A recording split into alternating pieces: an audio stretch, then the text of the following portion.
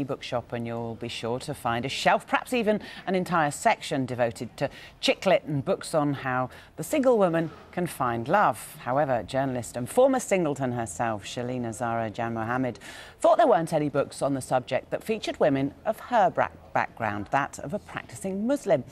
She decided to change that by penning Love in a Headscarf, a memoir about her quest to find Mr. Right. And as you can see, she joins us now live. Very good afternoon to you. I guess in the grand scale of literature, voices of Muslim women in terms of being in love are few and far between. It seems to be a subject that isn't really talked about in the wider Muslim community at all, but actually everyone's really interested in it, just like everybody else.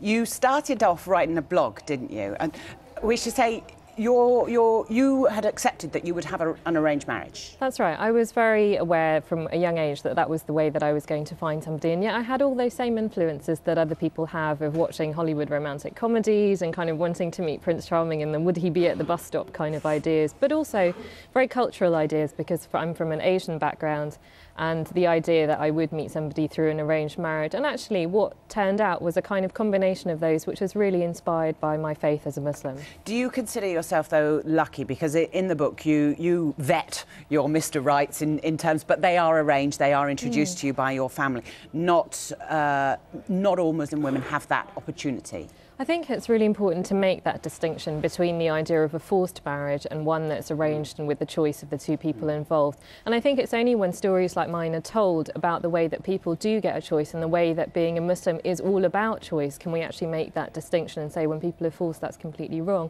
But actually having other people around to help you find that somebody and answer that, oh my God, where is he question, I think is a really good thing.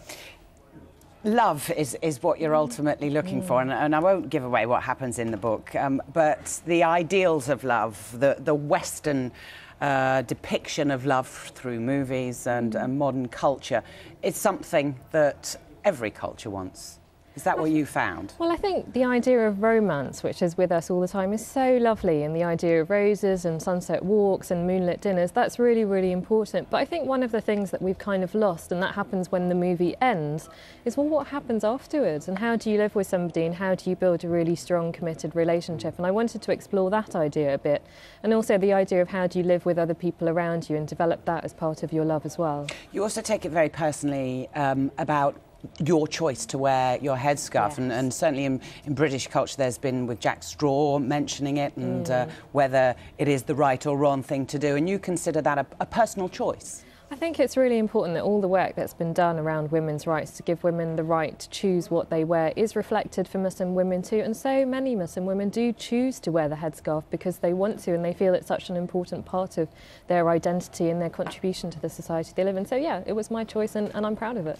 Shelina, in the first bit you got me straight away with the book because in the quotations at the beginning of the book, as many books like yours have, you have readings or sentences from the Quran, but also the first one is from Jack Johnson, the surfy music writer. Absolutely, and I really love that song that he wrote, and he talks about, well, what is love all about? And I know that love will give me the answers, and that's really what the book for me was about. It was combining that search for romance, for falling in love, but also for me as a person of faith, falling in love with the Creator or the divine or enlightenment, whatever you want to call it, and using that as a kind of springboard to living a good life and a happy life.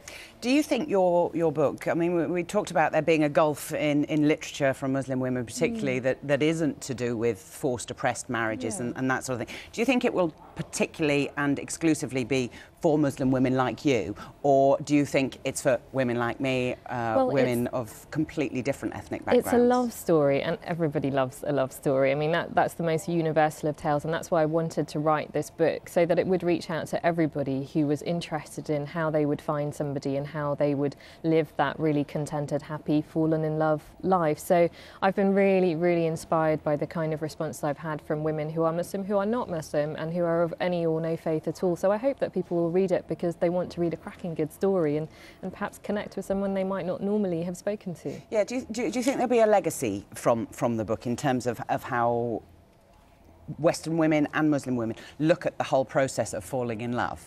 I think think it's great for us to have a conversation about that because it's so important to the fabric of life. And I'm very fortunate in that I have, you know, a number of cultures and a number of sort of faith backgrounds, having grown up in a Christian school, being a Muslim, that allows me to ask questions that maybe other people can't ask. And I think if that goes out there and we can have a discussion and women of all backgrounds and men can talk about what it means, I think that's got to be a really, really good thing. And it's a good fun read. Shelina It Sahara. is. Jan Mohammed, thank you very much for joining us. You. Loving a headscarf. Thank you. Thank you.